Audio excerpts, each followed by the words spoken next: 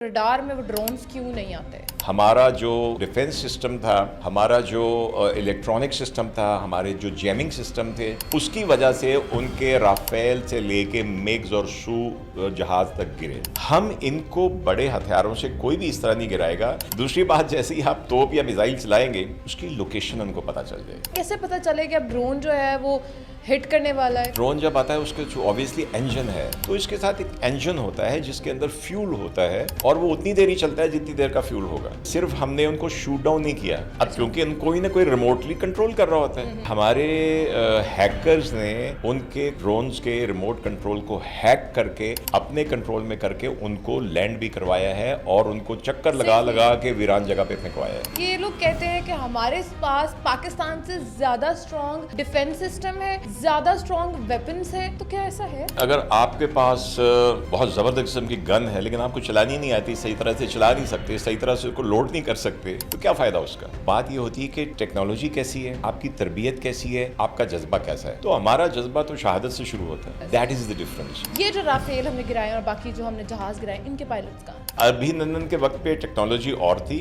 तो हमने घर बुला के मारा। अभी हमने जो वो फिल्मों में कहते थे, बॉलीवुड की फिल्मों में घुस के मारेंगे, तो हमने इनको इनके घर में मारा। तो इनका मलबा इनके पास है। फ्रांस ने राफेल कंपनी, मार्शल दासो कंपनी है, उन्होंने भी कह दिया भाई कि उन जब तक तुसी सही चलाना ना सीखो साढ़े जहाज ना होना। बिस्मिल्लाहिर्रहमानिर्रहीम, अस्सलामुअलैकुम। मैं हूं ज़ुलेखा नासिर। आज हमारे साथ एयर वाइस मार्शल साजिद हबीब साहब मौजूद हैं। आपके सवालात का, उन सवालात का जवाब देंगे जो आपके दिमाग में बैठ गए हैं भारत और पाकिस्तान के इन हालात को लेकर कि ड्रोन्स जब आते हैं तो हमारे रडार में ये क्यों नहीं आते। बहुत सारे लोगों के दिमाग में ये सवाल घूम रहा है। आज इनसे बात करते हैं क्योंकि ये एक्सपर्ट हैं। अस्सलाम वालेकुम सर। वालेकुम अस्सलाम। सर कैसे हैं? अल्हम्दुलिल्लाह, आप कैसी हैं? मैं सर बिल्कुल ठीक हूँ। सर बहुत सारे लोगों के दिमाग में हमारे सादा लोग हैं, उनके दिमाग में ये बात घूम रही है कि ड्रोन्स आते हैं तो हमारा अगर रडार सिस्टम इतना स्ट्रॉन्ग है तो रडार में वो ड्रोन्स क्यों नहीं आते? देखिए, हर सिस्टम की कोई ना कोई लिमिटेशन होती है। मैं छोटी सी मिसाल दूंगा कि मोटरवे के ऊपर वो स्पीड कैमरा होता है। वो स्पीड कैमरा 1 या 2 लेन में देख रहा होता है। अब गाड़ी कोई उससे इधर गुजरेगी या उससे उधर गुजरेगी, वो उसकी नज़र में नहीं आएगी। रडार की भी इसी तरह एक रेंज होती है। एक मैक्सिमम ऊपर की रेंज होती है और एक मिनिमम नीचे की रेंज होती है कि कितने फुट तक देख सकता है। अच्छा। तो आमतौर पे ये छोटे ड्रोन हैं, ये आते हैं उससे नीचे। और आप देखिए ना, आप लोगों का सवाल बजा है कि उनको आइडिया नहीं है, लेकिन मैं सिंपली समझाऊंगा कि उनके जहाज हमने गिराए, वो नजर आ रहे थे, वो हमारे बॉर्डर में एंटर हुए बगैर हमने गिराए, क्योंकि हमारे पास वो जो हवा में रडार थे उनकी रेंज बहुत थी और उसमें वो नजर आ रहे थे। ये छोटे छोटे ड्रोन्स हैं और इनके 2-3 ऑब्जेक्टिव होते हैं। ये उस नीचे हाइट से आते हैं, लेकिन आप ये देख लिए कि 77 हम गिरा चुके हैं। तो ये छोटा सा एक ड्रोन होता है और इसके ज्यादा मकसद होता है लोगों में परेशानी, पैनिक क्रिएट करना। 77 ड्रोन्स गिरा चुके हैं। 77 ड्रोन गिरा चुके हैं। अच्छा, सही। अभी जब हम बात कर रहे हैं तो इसमें एक और चीज भी, आई एम श्योर लोगों के सवाल जो मैं देख रहा हूँ कि आ रहे हैं उनके जहन में, कि इनको हम इतनी देर से क्यों गिरा रहे हैं। देखिए, पहली बात तो ये कि ये ड्रोन खाली हमें डराने के लिए नहीं आ रहा, या ये नहीं कि थोड़ा बहुत इसके अंदर वो बारूद है और ये नुकसान पहुंचाएगा। इसका मकसद होता है जासूसी करना। और चूंकि आपने देखा होगा पहली रात हमारा जो डिफेंस सिस्टम था, हमारा जो इलेक्ट्रॉनिक सिस्टम था, हमारे जो जैमिंग सिस्टम थे, उसकी वजह से उनके राफेल से लेके मिग्स और सू जहाज तक गिरे। बिल्कुल ऐसे ही है ना? बिल्कुल। तो अब वो फिर से क्यों नहीं आए? बताए ना, फिर से क्यों नहीं आए दोबारा वापस? दूसरी रात क्यों नहीं आए? तीसरी रात क्यों नहीं आए? दोबारा डर था उनको कि अब दोबारा गिराए जाएंगे। डर था और उनको इसका ये भी कंफर्म हो गया कि मार पड़ी है तो नहीं आए। तो अब उन्होंने क्या किया, ये छोटे छोटे परिंदे भेजने शुरू कर दिए। ये 2 काम करते हैं। एक तो आप सस्ते होते हैं, छोटे होते हैं, $1,500 $2,000 के ड्रोन होते हैं, उसके साथ छोटा सा जो है वो डायनामाइट भी लगा देते हैं। और तीसरा इनका काम होता है जासूसी करना। हम इनको बड़े हथियारों से कोई भी इस तरह नहीं गिराएगा कि अगर हमने एक चिड़िया को तोप के गोले से मारा तो पहली तो बात, आप तोप का गोला ज़ाय कर रहे हैं, आप उसको एयर गन से मार सकते हैं। दूसरी बात, जैसे ही आप तोप या मिसाइल चलाएंगे उसकी लोकेशन उनको पता चल जाएगी। अच्छा, कि वो कहाँ पड़े हुए हैं, इनके वेपन्स वो कहाँ पे हैं। देखें, यूक्रेन और रशिया की जंग में रशिया इतना स्ट्रॉन्ग कंट्री है, फिर भी मॉस्को में ड्रोन पहुंच जाते हैं।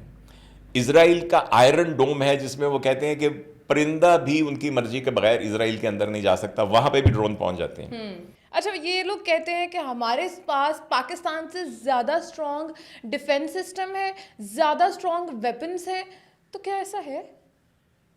देखिए, अगर आपके पास बहुत ज़बरदस्त किस्म की गन है लेकिन आपको चलानी नहीं आती, सही तरह से चला नहीं सकते, सही तरह से उसको लोड नहीं कर सकते, तो क्या फ़ायदा उसका।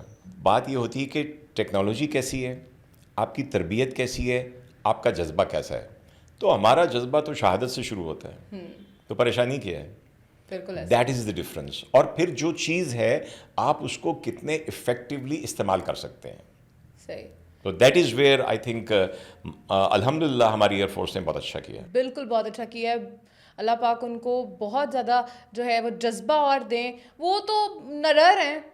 मैंने सुना है कि एक टाइम पे 50 हमारे एयरफोर्स के जहाज़ जो हैं वो हवा में थे। कैसा है?